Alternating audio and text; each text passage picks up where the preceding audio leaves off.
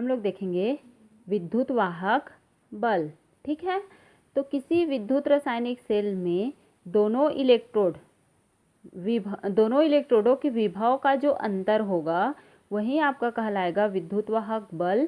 और इसे वोल्ट से क्या किया जाता है, दर्शाया जाता है। तो क्या लिख सकते हो, किसी विद्युत रासायनिक सेल में दोनों इलेक्ट्रोडों के विभवों के अंतर विद्युत वाहक बल कहलाता है। सूत्र क्या होगा, सेल विभव बराबर राइट हैंड साइड मतलब दाएं इलेक्ट्रोड का अपचयन विभव, लेफ्ट हैंड साइड मतलब कि बाएं इलेक्ट्रोड का ऑक्सीकरण विभव। या फिर सेल के रूप इस प्रकार से दर्शाएंगे तो ई सेल हो जाएगा, कंप्लीट सेल हमारा सेल विभव बराबर ई रेड मतलब कि रिडक्शन के लिए माइनस ई ऑक्सी मतलब ऑक्सीडेशन के लिए। तो राइट साइड में रिडक्शन होता है, लेफ्ट साइड में ऑक्सीडेशन मतलब कि अपचयन और ऑक्सीकरण। ई सेल बराबर, तो अपचयन कौन से इलेक्ट्रोड पर होता है, कैथोड वाले पर, और इसमें कौन सा होगा, एनोड वाले के लिए। ठीक है, तो यह था हमारा विद्युत वाहक बल। उसके बाद देखेंगे मानक हाइड्रोजन इलेक्ट्रोड। किसी भी इलेक्ट्रोड को स्टैंडर्ड इलेक्ट्रोड या फिर मानक इलेक्ट्रोड होने के लिए कुछ कंडीशंस होती है। उन कंडीशन को, अगर वह कंडीशन उसमें है या फिर वह उस कंडीशन का अप्लाई करके बनाता है इलेक्ट्रोड, तो वह स्टैंडर्ड इलेक्ट्रोड बना सकता है। तो उसी को हमें देखना है कि स्टैंडर्ड हाइड्रोजन इलेक्ट्रोड। तो कंडीशन कौन कौन सी देखते हैं, उसमें जो कॉन्सेंट्रेशन होगा, विलयन की कॉन्सेंट्रेशन 1 मोल होना चाहिए।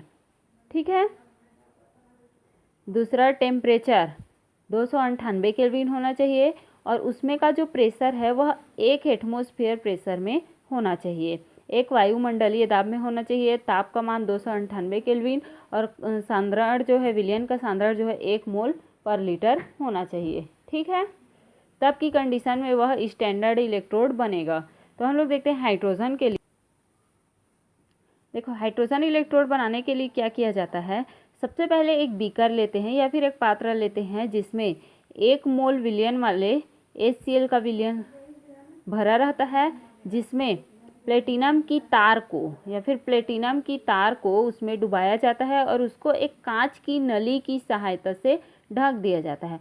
और उस नली में प्लेटिनम की जाली भी लगी होती है, और उस सब प्लेटिनम की तार के ऊपर और उसकी जाली के ऊपर शुद्ध हाइड्रोजन गैस 1 एटमॉस्फेयर दाब की पर क्या किया जाता है, डाला जाता है। जब इसमें 1 एटमॉस्फेयर दाब को क्या करोगे, डालोगे, तो यह जो प्लेटिनम का तार है वह उस हाइड्रोजन गैस को क्या कर लेगा, एब्जॉर्ब कर लेगा। एब्जॉर्ब करने के बाद उसकी परत पर और इस तार पर जो है पूरी तरह से हाइड्रोजन गैस क्या हो जाएगा, जम जाएगा, जिससे कि अब वह प्लेटिनम का जो तार था वह हाइड्रोजन इलेक्ट्रोड के रूप में क्या करना शुरू कर देगा, काम करना शुरू कर देगा। ठीक है, और बचा हुआ कुछ गैसें जो होती है वो बाहर निकलती है, जिनको वह एब्जॉर्ब नहीं कर सकता, वह क्या होता है, बुलबुले के रूप में बाहर निकल जाती है। तो इस प्रकार से हम लोग स्टैंडर्ड हाइड्रोजन इलेक्ट्रोड बना सकते हैं। एक बार फिर से बताती हूँ, प्लेटिनम की तार को 1 मोल HCl के विलयन में डुबाया जाता है, जिसमें प्लेटिनम की जाली भी लगी होती है, और उस प्लेटिनम की तार को कांच की नली की सहायता से ढक दिया जाता है या फिर कांच की जैकेट की सहायता से ढक दिया जाता है, जिसमें शुद्ध हाइड्रोजन गैस को 1 एटमॉस्फेयर दाब पर प्रवेश कराया जाता है।